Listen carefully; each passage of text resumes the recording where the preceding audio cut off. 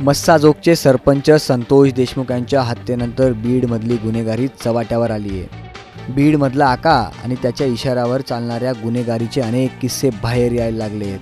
बीड आहे की बिहार असा सवालही केला गेला, पण बीडमधली ही परिस्थिती काही आजची नाही, याला किमान मागच्या 25 वर्षांची पार्श्वभूमी असल्याचं बोललं जातं। बीडमधली गुन्हेगारी पार्श्वभूमी नेमकी काय ते सविस्तर या व्हिडिओतून जाणून घेऊया। त्यासाठी हा व्हिडिओ शेवटपर्यंत पहा आणि टाइम्स नाव मराठीला लाईक, फॉलो आणि सबस्क्राईब करायला विसरू नका।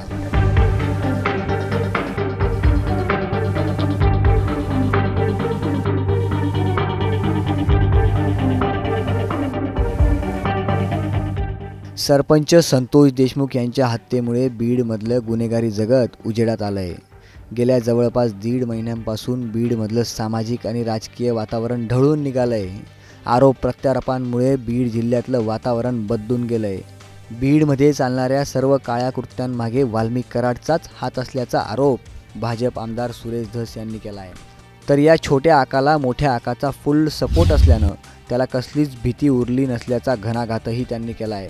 अशातच आता धसांनी बीडमध्ये याआधी ज्यांच्या हत्या झाल्या त्यांचे मुडदे उकरून काढायला सुरुवात केली आहे। सुरेश धसांनी एका नव्या हत्या प्रकरणाला नुकतीच वाचा फोडली आहे। हे हत्या प्रकरण घडलं 1.5 वर्षांपूर्वी। हे हत्या प्रकरण आहे महादेव मुंडे यांचं। महादेव दत्तात्रय मुंडे गाव कनेरवाडी याचा खून झाला दिनांक 22 ऑक्टोबर 2023 ला। दिनांक 22 ऑक्टोबर तुम्ही जात पात हे ते काढताना हे काढा ना। 22 ऑक्टोबर 2023 ला याचा खून झालाय। परळी वैद्यनाथच्या तहसीलच्या समोर खून झाला आणि ब्रेथ सापडलं त्याचं। अद्यापपर्यंत पहिले तिथं परळी पोलीस स्टेशनला सानप नावाचे पोलीस PI होते, त्यांनी याचा छडा लावला, याच्यातले आरोपी डिटेक्ट केले, परंतु आका आणि आणखी कोणीतरी सांगितलं हे आरोपीच अटक करायचे नाही। यांच्याऐवजी कोण आरोपी अटक करायचे? राजाभाऊ फड व इतर 3-4 आरोपी आहेत अद्यापर्यंत। आणि हे 6च्या 6 आरोपी आकाच्या मुलाच्या इर्द गिर्द भटकताना दिसत आहेत। 23 ऑक्टोबर किती 22 ऑक्टोबर ना, 22 ऑक्टोबर ते आतापर्यंत या गुन्ह्याचा तपास लागलेला नाही। किती वाईट आहे। आणि आरोपी पूर्ण परळीत हिंडतात। या परळीमध्ये आणखी काय काय हवंय तुम्हाला? महादेव मुंडे हत्या प्रकरणातही वाल्मिक कराड आणि त्यांच्या गँगचा समावेश असल्याचा आरोप धसांनी केला आहे। धसांनी केलेल्या आरोपानंतर महादेव मुंडे यांच्या पत्नी देखील समोर आल्या आहेत। महादेव मुंडेंच्या हत्येला वाचा फोडल्याबद्दल ज्ञानेश्वरी मुंडेंनी धसांचे आभार मानलेत आणि लवकरात लवकर न्याय मिळवून देण्याची विनंती सुद्धा केली आहे।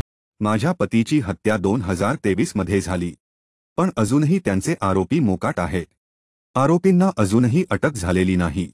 आमदार सुरेश धस यांचे मी आभार मानते की त्यांनी या हत्येला वाचा फोडली। लहान लेकरांकडे बघून मी आतापर्यंत शांत होते, पण मी मुख्यमंत्री आणि SP साहेबांना विनंती करते की माझ्या पतीला न्याय मिळवून द्या। आम्ही न्यायाची वाट बघत आहोत। आम्हाला लवकरात लवकर न्याय मिळवून द्या। पण संतोष देशमुख, महादेव मुंडे यांच्या हत्येपर्यंतच ही गुन्हेगारी मर्यादित नाहीये, तर या सगळ्यांची पाळंमुळं 25 वर्षांपूर्वी रुजल्याचा दावा धसांनी केला आहे। मिळालेली आहे आणि हे सगळेच्या सगळे आरोपी आता फिक्स ठरलेले आहेत। अजून सुद्धा बरेच आरोपी आहेत। हे सोटमुळं सापडलेली आहेत, आगंतुक मुळं अजून राहिलेली आहेत। त्या आगंतुक मुळांचा सुद्धा बंदोबस्त व्हावा अशा प्रकारचे। सुरेश धस यांनी म्हटल्याप्रमाणे मागच्या 25 वर्षांपासून बीडमधली गुन्हेगारी वाढीला लागली आहे। चेतना कळसे प्रकरणापासून या हत्या सत्राला सुरुवात झाल्याचं धसांनी म्हटलंय। चेतना कळसे हत्येनंतर आरोपींची हिंमत वाढल्याचा दावा सुरेश धसांनी केला आहे। धस यांनी उल्लेख केलेल्या चेतना कळसे हत्या प्रकरण नेमकं आहे तरी काय ते समजून घेऊया।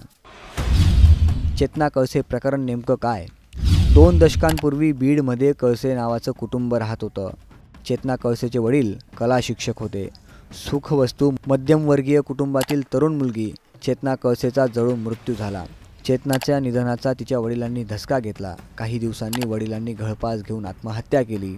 चेतनाच्या आईला वेड लागलं। तिला येरवड्यात ठेवण्यात आलं. भाऊसुद्धा गायब झाला. बहीणसुद्धा सापडत नसल्याचं कळतंय. चेतनाच्या निधनानंतर कळसे कुटुंबाची वाताहत झाली. चेतना कळसे जळाली की तिला जाळून मारलं असा सवाल सुरेश धसांनी उपस्थित केला आहे. संतोष देशमुख, महादेव मुंडे आणि चेतना कळसे ही तर मीडियासमोर आलेली फक्त नावं आहेत, पण त्यातही अशी काही नावं असतील जी अजूनही न्यायाच्या प्रतीक्षेत आहेत. बीडचा बिहार करणाऱ्या या आरोपींना जरब कधी बसणार याची ही पीडित कुटुंब वाट पाहत आहेत. देशमुख, मुंडे, कळसे यांना आता तरी न्याय मिळेल असं तुम्हाला वाटतं का? आम्हाला कमेंट करून नक्की सांगा.